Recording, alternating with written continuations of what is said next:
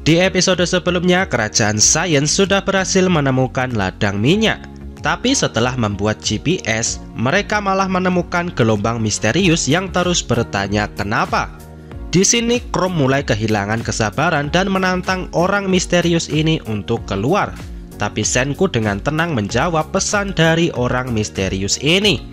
Senku menuduh orang ini sebagai dalang dibalik membatunya seluruh manusia di zaman dulu. Dan Senku merasa sangat bersemangat karena sudah menunggu sangat lama. Setelahnya mereka berhenti di Kekaisaran Tsukasa dan melakukan rapat apa yang baru saja terjadi. Dan tidak butuh waktu lama, kejadian ini menjadi perbincangan semua orang. Tapi Taiju tidak mau ambil pusing karena dia tidak paham hal-hal seperti ini. Dan Taiju menyerahkan semuanya kepada Senku. Dan Francois juga setuju dengan omongan Taiju dan Francois mengingatkan lagi untuk meneruskan pekerjaan masing-masing. Dan sekarang 5 jenderal kerajaan Saiyans yang terdiri dari Senku, Ryusui, Ukyo, Ken, dan Chrome sudah berada di tempat rapat. Dan mereka akan mencoba mencari tahu apa yang sebenarnya terjadi. Tapi Kohaku tidak terlalu mengakui Chrome sebagai salah satu dari 5 jenderal. Alasannya karena menurut Kohaku, Chrome itu tidak berguna. Dan Chrome tidak terima dikatai seperti ini. Tapi pada akhirnya Chrome tetap mengikuti rapat ini.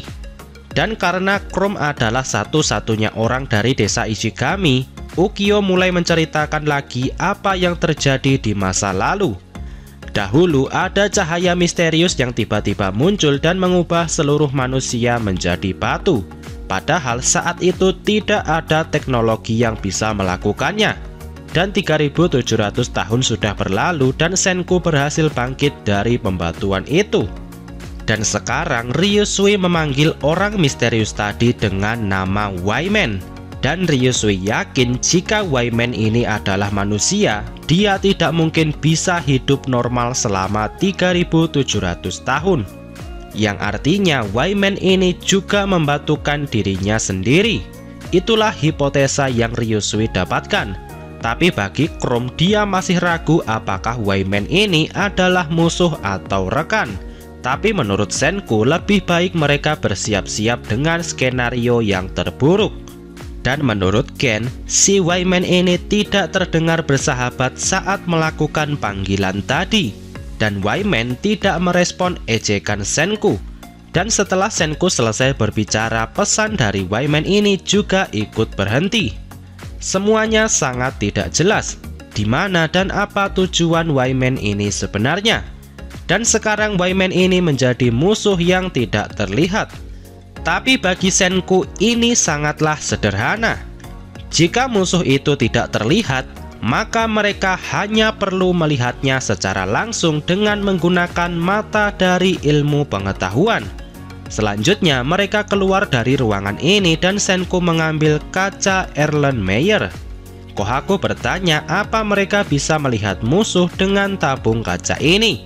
Dan ternyata itu benar. Dan Senku memberikan tugas kepada tim gorila untuk menghancurkan batu sphalerite menjadi halus. Dan tidak butuh waktu lama, batu tadi sekarang sudah menjadi pasir yang halus. Tim gorila memang luar biasa. Selanjutnya bubuk tadi dimasukkan ke dalam tabung kaca dan isi dengan sedikit air. Tunggu sampai larut dan bubuk tadi akan melekat di dasar tabung. Dan jadilah ini sebuah cat neon. Dan untuk finishingnya dikerjakan oleh Kaseki. Kaseki memasangkan tabung ini dengan beberapa komponen. Tapi walaupun sudah sejauh ini, Ryusui masih tidak paham barang apa yang Senku akan buat saat ini. Dan Senku berkata, kau akan tahu setelah benda ini dinyalakan. Kemudian Suika memencet sebuah tombol dan tabung ini sekarang menjadi menyala. Ternyata yang Senku buat ini adalah tabung sinar katoda. Tapi Ken yang masih bingung bertanya apa titik kecil ini adalah sebuah layar. Dan Senku sebenarnya ingin membuatnya menjadi GPS. Dan ini akan mudah karena materialnya juga sudah tersedia.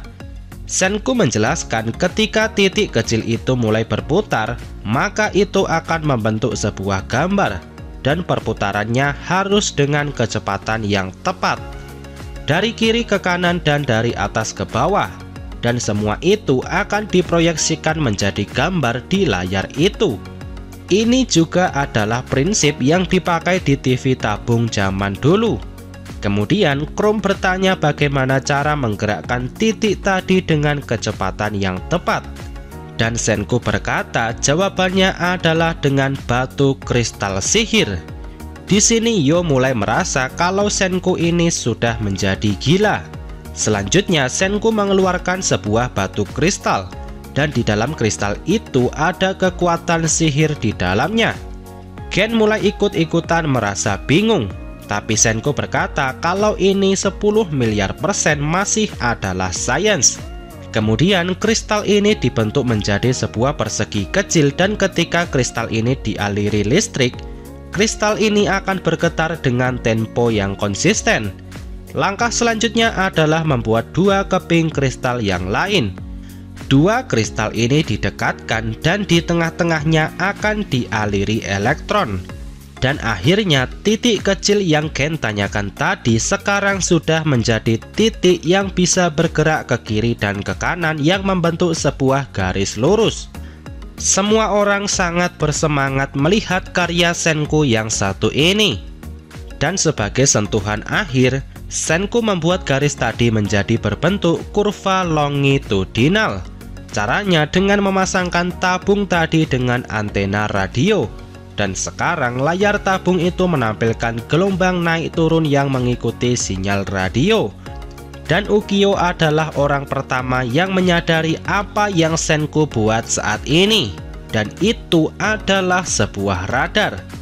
Dengan adanya radar ini, mereka bisa melihat musuh yang bahkan tidak terlihat sedikit pun.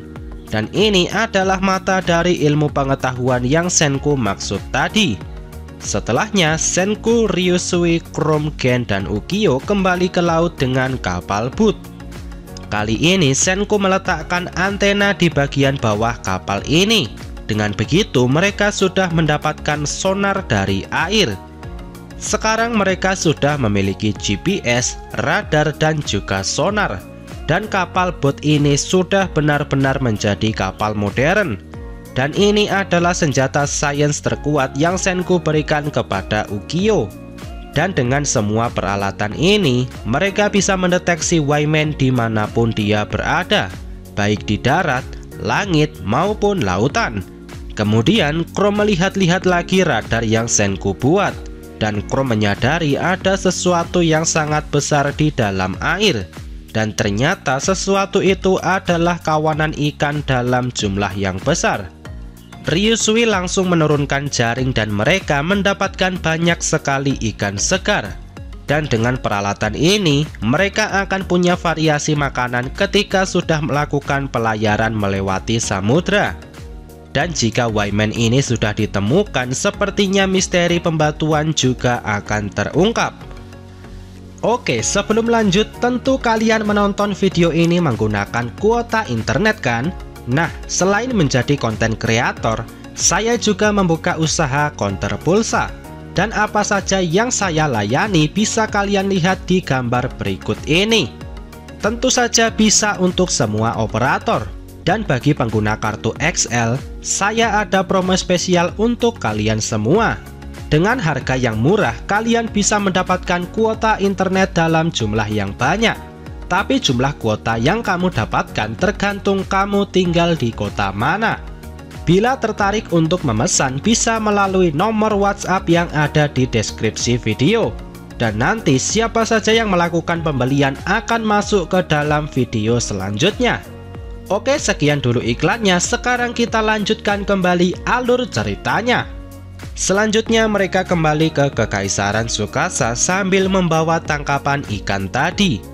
Dan menurut Francois, dengan adanya ikan, radar, dan juga roti, maka syarat untuk berlayar sudah lengkap. Dan Francois langsung memotong ikan tadi dengan kecepatan yang luar biasa. Dan warga desa Ishigami dibuat semakin takjub dengan jumlah ikan yang sangat banyak. Ryusui berkata dengan adanya radar maka mereka bisa melihat semuanya dengan sempurna walaupun itu di malam hari. Dan tiba-tiba otak Chrome dan Ginro saling terhubung. Dan Ginro mulai membayangkan radar yang bisa melihat sampai di balik baju. Tentu kalian paham apa yang dimaksud Ginro. Dan sekarang Kohaku menganggap Ginro ini sampah yang paling rendah. Dan Ginro tidak menyangka Ginro akan terpikirkan sesuatu seperti ini. Tapi Senku segera meluruskan kalau radar itu tidak bisa melihat menembus ke balik pakaian. Tapi beda lagi jika itu adalah sinar X-ray. Mendengar ini, Chrome mulai berkeringat dan mengelak kalau dia tadi memikirkan sesuatu yang sama seperti Ginro. Tapi ekspresi Chrome sudah menunjukkan semuanya. Setelahnya Senku meminta pendapat Ukyo tentang radar ini. Dan satu hal yang Ukyo khawatirkan adalah energi untuk radar ini. Karena baterai tidak akan cukup, maka mereka membutuhkan mesin generator di dalam kapal.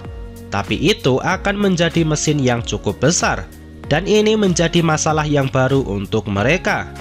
Dan bisa dibilang stok besi mereka sudah sangat sedikit. Dan untuk membangun semuanya, mereka membutuhkan pasokan besi dan minyak yang sangat banyak. Akhirnya, Kohaku dan Suika pergi ke sungai lagi untuk mencari pasir besi dari dasar sungai. Tapi mereka hanya mendapatkan sedikit saja. Dan mungkin memang pasir besi di sini juga sudah habis. Sementara itu di gudang mineral, Chrome membawa radar itu ke sana. Dan Chrome masih penasaran apakah radar ini benar-benar bisa melihat semuanya baik itu di darat, langit maupun lautan. Setelahnya Chrome memasang radar ini dengan GPS. Dan Chrome mendekatkan GPS ini ke tumpukan mineral. Dan hasilnya radar yang dibawa Chrome menunjukkan adanya reaksi. Tanpa sengaja Chrome sudah berhasil membuat pendeteksi logam. Dan dengan semangat yang membara, Chrome langsung pergi dengan peralatan ini tanpa bilang-bilang dulu mau kemana. Tapi tenang saja, Chrome tetap membawa telepon. Dan sekarang Chrome sudah sampai di sebuah bukit. Dan ini bukanlah bukit sembarangan karena bukit ini adalah tempat di mana Senku memancarkan listrik dan juga tempat ditemukannya besi magnet. Dan insting penjelajah Chrome tahu ini adalah bukit yang dipenuhi harta karun. Chrome langsung masuk ke dalam dan memeriksa setiap sudut dengan radar. Tapi walau sudah berjalan cukup lama, Chrome belum menemukan apapun. Setelahnya, Chrome menemukan sebuah retakan besar di tanah dan radar ini mendeteksi ada sesuatu di dalamnya. Chrome yang penasaran lalu mengikat alat itu dan menurunkannya ke dalam retakan ini. Dan benar saja ternyata di dalam sini memang ada tumpukan biji besi yang siap untuk dipanen. Dan Chrome mengabarkan hal ini melalui telepon. Dan dengan Steam Gorilla, Senku dan yang lainnya sampai di sini dengan cepat. Kemudian Chrome menunjukkan penemuannya tadi kepada Senku. Dan Senku juga setuju kalau ada harta karun di bawah sana. Setelahnya tim gorila membuka tanah di sini. Dan benar saja ada banyak biji besi di dalam sini. Akhirnya penggalian skala besar dilakukan. Dan tempat ini resmi menjadi tambang besi kerajaan sains. Chrome terlihat mulai cengengesan karena prestasinya ini. Dan Ginro berkata ke Chrome kalau wajahnya mulai sombong. Dan Kohaku juga setuju dengan hal itu. Tapi bagi Chrome ini bukanlah seperti itu. Tapi bagi Chrome, sains itu sungguh sangat menyenangkan. Kemudian Senku menjelaskan kalau sekarang sudah ada lebih dari 1000 orang di kerajaan sains. Dan jika mereka semua bisa bekerja, maka kerajaan sains akan menerapkan sistem perakitan yang sangat besar. Kemudian Ginro bertanya ke Senku bagaimana cara mengangkut semua besi-besi ini. Dan jawabannya adalah dengan menggunakan kendaraan. Dan Yo menyadari kalau Kaseki sedang membawa rel kereta. Dan Yo langsung paham apa yang akan segera dibuat. Di sisi lain, Ryusui berbicara dengan Gen. Menurut Ryusui, jika konstruksi mereka pindah ke skala pabrik, maka kemampuan satu individu saja akan menjadi tidak berarti, dan harus ada orang yang bisa memimpin secara mutlak. Ini adalah salah satu alasan diadakannya pendidikan bangsawan. Ryusui sendiri pernah dibesarkan dengan sistem konglomerat Nanami sejak kecil, dan salah satu ajarannya berbunyi seperti ini: jangan tempatkan emosi untuk sesuatu yang tidak penting, dan juga jangan egois. Tapi Ryusui tidak setuju dengan ajaran itu. Menurut Ryusui, seorang pemimpin yang tidak antusias tidak akan bisa membuat siapapun mau mengikutinya. Sebaliknya, jika menikmati dunia ini, maka orang itu punya kekuatan untuk bisa menggerakkan semua orang.